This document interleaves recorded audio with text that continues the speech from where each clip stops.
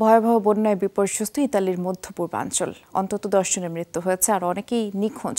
টানা বৃষ্টিতে পাহাড়ি এলাকার বেশ কয়েকটি শহর তলিয়ে গেছে, ঘরবাড়িতেও পানি ঢুকে পড়েছে।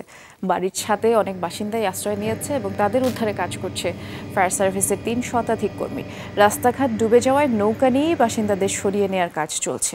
দুর্গম এলাকাগুলোতে হেলিকপ্টার ব্যবহার করা হচ্ছে। বিভিন্ন এলাকায় এখনো বৃষ্টিপাত চলছে, বেশ কিছু জায়গায় ভূমিধস হয়েছে।